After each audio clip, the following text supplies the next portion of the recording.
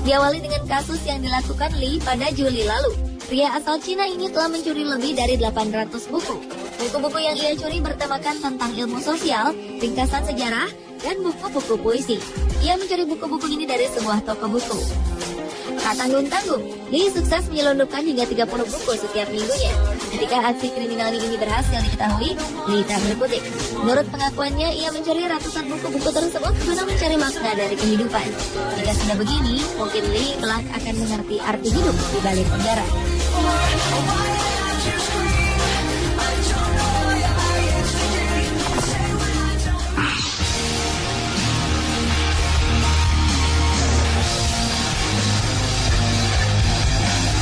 Berikutnya adalah tindak kriminal yang dilakukan oleh Ricky Lawrence Gardner.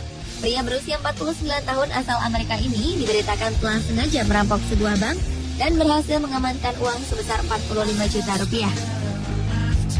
Rupanya ada sesuatu yang menarik di balik kisah perampokan ini.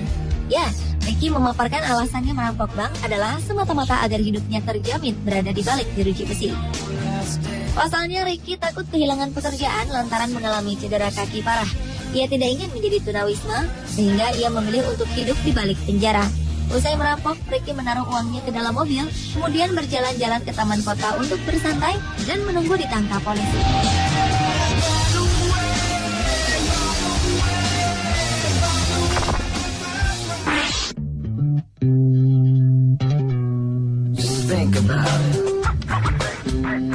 Tak jauh berbeda dengan Ricky Lawrence Gardner, seorang pria berusia 59 tahun dari Carolina Utara, Amerika Serikat ini juga telah merampok sebuah bank pada Juni 2011 lalu.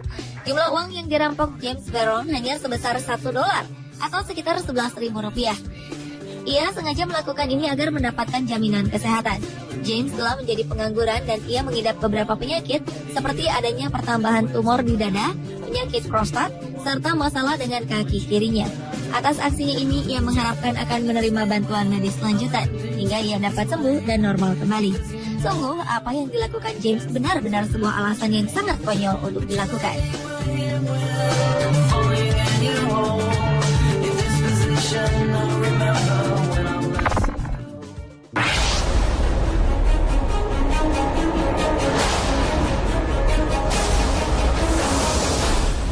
September lalu, kepolisian Thailand berhasil menangkap seorang pria yang tidak disebutkan identitasnya. Ternyata penangkapan ini tergolong tak biasa, lantaran sang pencuri adalah orang yang telah berhasil mencuri lebih dari 10.000 pakaian dalam perempuan selama 30 tahun terakhir. Si pelaku mengaku bahwa ia mencuri puluhan ribu pakaian dalam ini lantaran menyukai desain serta aromanya. Pihak berwajib menyatakan jika pelaku kemungkinan mengidap perilaku seks menyimpang. Mereka masih menunggu jawaban psikiater untuk memastikan apakah pelaku bisa dikenakan penahanan atau tidak.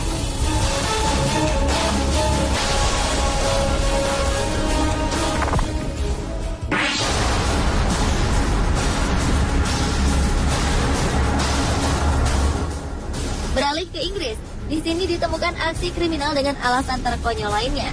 Demi memuaskan kehidupan seksualnya, Jess Collinson mencuri sepatu hak tinggi.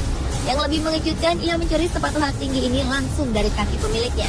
Atas ulah tak pantasnya ini, pria berusia 24 tahun itu kini berada di penjara paling tidak selama 16 bulan ke depan.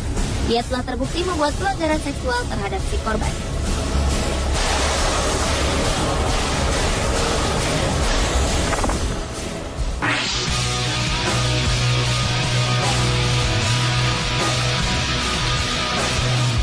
Juli lalu, polisi menangkap seorang gadis berusia 12 tahun.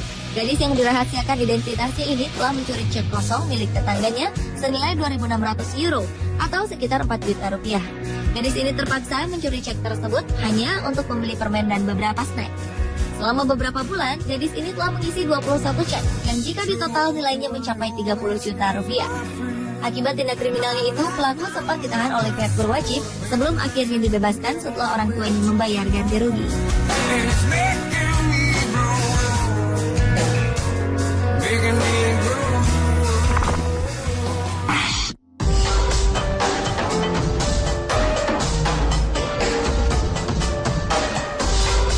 Dan aksi kriminal dengan alasan terkonyol terakhir datang dari negeri Sakura, Jepang.